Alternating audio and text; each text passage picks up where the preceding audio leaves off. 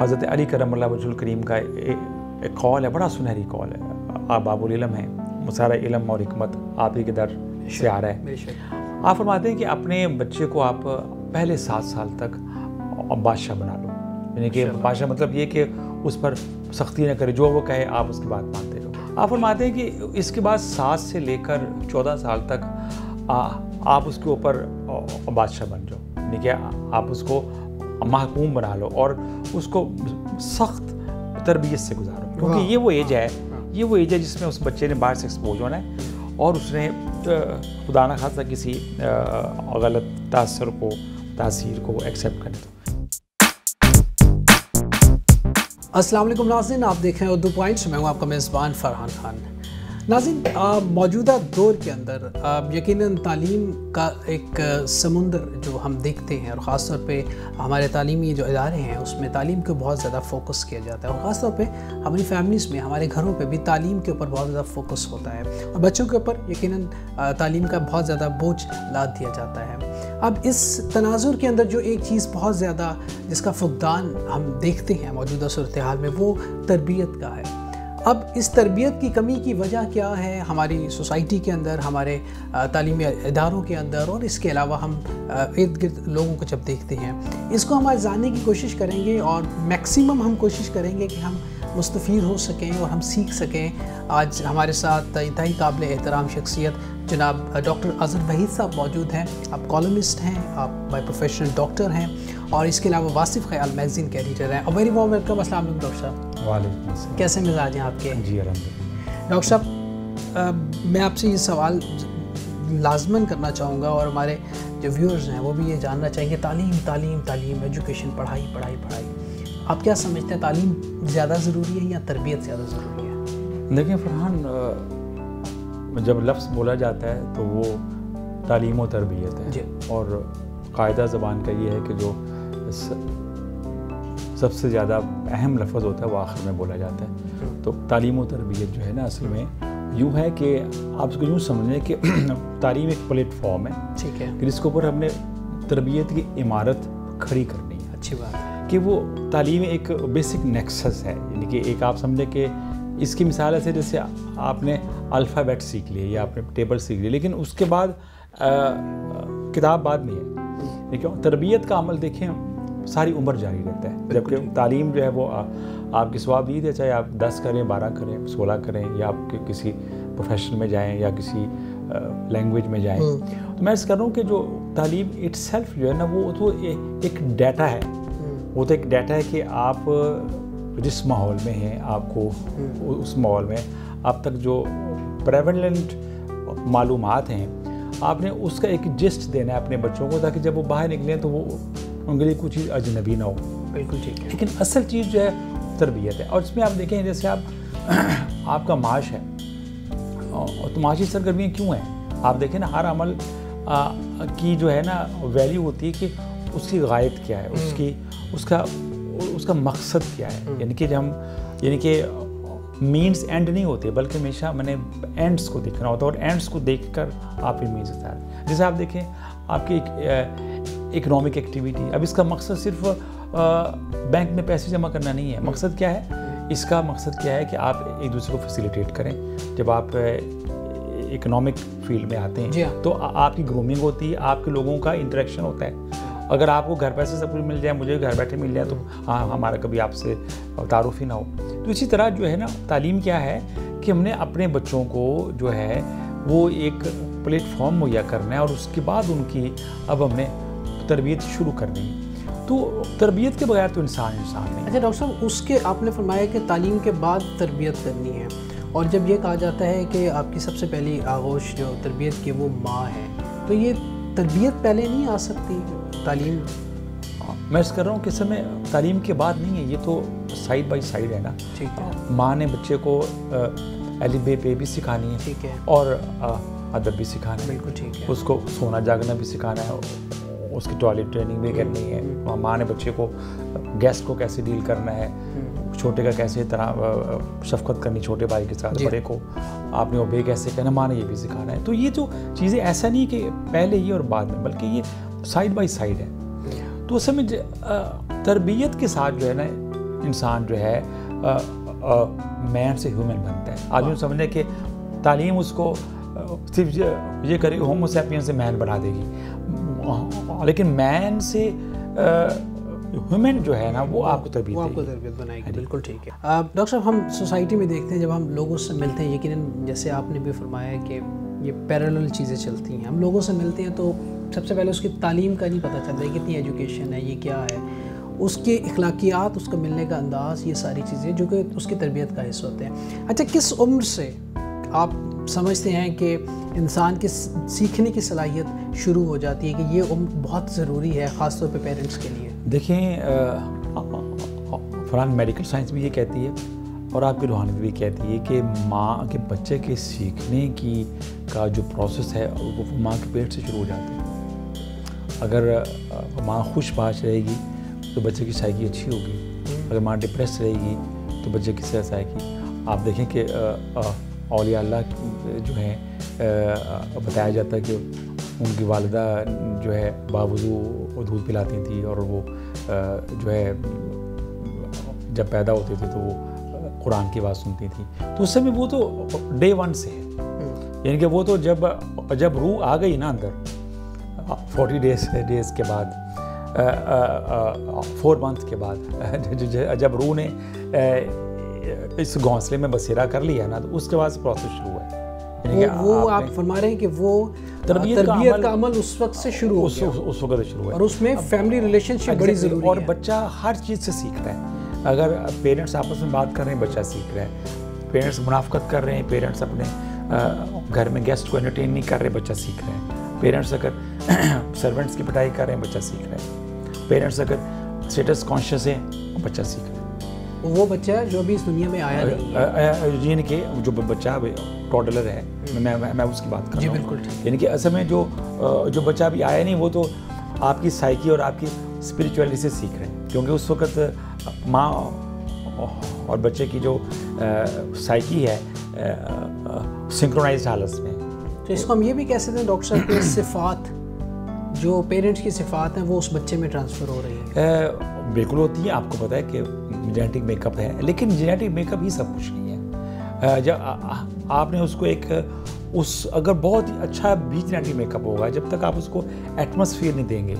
Doctor صاحب, جب ہم تربیت کی بات کرتے ہیں یقیناً والدین کا بہت اہم رول ہے جیسا آپ نے فرمایا, پھر اس کے بعد کون سی ایسی شخصیات ہوتی ہے زندگی میں جن کا بہت ضروری ہے؟ دیکھیں, اس میں ایسا ہے کہ ٹیچرز کی طرف ہم نے بہت ہی توجہ دینی. ٹھیک ہے. آپ کو معلوم ہے کہ معلمی پیشہ پیغمبری ہے. میں نے الحمدللہ اس اوپر ایک ٹاپک بھی لکھا تھا, ایک کالم بھی لکھا تھا. اچھا, آپ اگر دیکھیں کہ معلم کے لیے نا اخلاص اور اخلاق کا ہونا بڑا ضروری ہے. اگر معلم میں اخلاص نہیں ہے تو وہ ایک ورکر ہے, وہ صرف آپ کے بچے کو نمبر دلوا رہے ہیں. میں کہتا ہوں خدا کے واسطے تعلیم کو نمبر گیم سے نکالیں, تو تعلیم کو گرومنگ کا ذریعہ بنائیں. آپ نے بچوں پر اتنا سٹریس ڈالا ہوتا ہے, ماؤں نے, پیرنٹس ہیں, پھر ٹیچرز ہیں, جیسے ایک ریس لگی ہوئی ہے اور گھوڑ دوڑ نہیں جیسی ہوتی, ایک وہ کمپٹیشن ہے, شرطیں لگی ہوئی ہیں کہ فلاں کزن آگے چلا گیا, پیچھے رہ گیا, اور 2 نمبروں کے اوپر بچوں کے اوپر. میں ایز اے ڈاکٹر دیکھ رہا ہوں کہ ہمارے بچے جو ہیں بڑے بڑے اچھے اسکولوں کے بچے ایگزام کے دنوں میں سائیکولوجیکل بریک ڈاؤن میں آ جاتے ہیں, نروس بریک ڈاؤن ہو جاتا ہے, ان کو ہمیں اینٹی ڈپریسنٹ دینی پڑ جاتی ہے. چھوٹے چھوٹے بچے 7, 8, 9 تھے, اور بچوں کی آپس میں ان کی فرینڈ شپس نہیں ہیں, کمپٹیشن ہے کہ کوئی میں نوٹس نہ لے رہے. اب مجھے بتائیں کہ جب ایسا ماحول آپ دیں گے تو بچے نے کیا گروم کرنا ہے؟ ڈاکٹر صاحب, آپ بچے کو سیلفش بنا رہے ہیں. آپ کی بات بالکل ٹھیک ہے. یہ آپ سے مراد کیا؟ آپ سے مراد یہ ہمارے انسٹیٹیوشنز ہیں, ہمارے تعلیمی ادارے ہیں جو یہ سکھاتے ہیں, یا پھر آپ؟ جی بالکل بالکل. ہمارا یہ تعلیمی نظام اور تعلیمی نظام کا اسٹرکچر ایسا ہے کہ اس میں ہم نے نا چند پروفیشن کو ٹارگٹ کیا ہوا ہے, اور پھر اس کے اوپر نا پوری قوم کی دوڑ ہے. MD کیٹ ہو رہی ہے, اور انجینئرنگ ہو رہی ہے, اور ای کام ہو رہی ہے, اور آپ اس میں بچے کی کا ٹیمپرامنٹ نہیں دیکھتے. آپ دیکھیں کہ اگر ایک بچے کا ٹیمپرامنٹ رائٹر بننے کا, آرٹسٹ بننے کا, آپ اس کو ڈاکٹر بنائے جا رہے ہیں. ایک بچے کا ٹیمپرامنٹ فلاسفی کا ہے, آپ اس کو انجینئر بنائے جا رہے ہیں. تو آپ وہ جو ہے نا یہ آپ بچوں کو پرائمری لیول سے ان کو اسکین کریں، یا سسٹم ہونا چاہیے ہر اسکول میں، اور پھر جیسا مزاج ہے اس کے مطابق آپ ان کو کیریئر کیلکولیٹ کریں اور یہ کمپٹیشن سے نکالیں۔ اس میں ہمارے نظام کا قصور ہے، اور اس میں کہ ہم نے تعلیم کو ذریعہ معاش بنا لیا، ہم نے صرف تعلیم کو ہم نے اس لیے لے رہے ہیں کہ اس سے اچھی نوکری مل جائے گی، اس سے اتنے گرینڈس سیلری مل جائے گی۔ ہم نے وہ تعلیم کو فار دی سیک آف تربیت نہیں لے رہے ہیں، تو اس وجہ سے ہم نا نمبر گیم کے پیچھے آ گئے۔ بالکل ٹھیک۔ اچھا ڈاکٹر صاحب، تربیت کی جب بات ہوتی ہے تو جہاں پہ استاد کا رول ہے وہاں پہ پیرنٹس کا رول ہے۔ اچھا، ایک رول آپ کے مینٹورز کا بھی ہوتا ہے، اپنے روحانی اسکالرس کا بھی ہوتا ہے، ایسے لوگ جو روحانی طور پہ لوگوں کی تربیت کرتے ہیں ان کا بھی ہوتا ہے۔ لیکن موجودہ صورتحال میں بچوں کے اوپر اتنا سٹریس ہے، لوگوں کے اوپر اتنا سٹریس ہے، معاشی سٹریس ہے، تعلیم کا سٹریس ہے، ہر طرح کا سٹریس ہے۔ اس طرح کی سنگتیں، اس طرح کی صحبتیں، اس طرح کے لوگ جو اہل اللہ ہیں، اہل محبت حضرات ہیں، ان کے پاس بیٹھنے کا لوگوں کے پاس وقت ہی نہیں ہے، اور نہ لوگ بٹھانا چاہتے ہیں اپنے بچوں کو۔ میں عرض کر رہا ہوں کہ اس وجہ سے یہ کہ آپ نے ان کی اکیڈمکس کو اتنا ٹائٹ کر دیا ہے کہ ان بیچاروں کے پاس ایک ایکسٹرا کریکولر کتاب پڑھنے کا ٹائم نہیں ہے۔ یعنی کہ ان کی آپ صبح اسکول جائیں گے، پھر شام کو اکیڈمی جائیں گے، تو وہ جو کتاب پڑھیں گے تو کسی صاحب کتاب سے ملیں گے، اگر وہ کتاب پڑھیں گے تو ان کو جستجو ہوگی کہ بھئی میں اس کتاب کے مصنف، اور کالم پڑھیں گے تو کسی کالم نگار سے ملیں گے۔ اس میں ہماری مینٹور کا رول تو آف کورس، اصل مینٹور بھی تو ٹیچر ہی ہوتا ہے نا۔ جی بالکل۔ اور اس میں دیکھیں ایک ٹیچر، ایک اسکول ٹیچر اور مینٹور، حالانکہ ہر اسکول ٹیچر کو مینٹور کا رول پلے کرنا چاہیے، اور مینٹور کا رول کب آئے گا؟ جب اس میں سے مفاد نکلے گا۔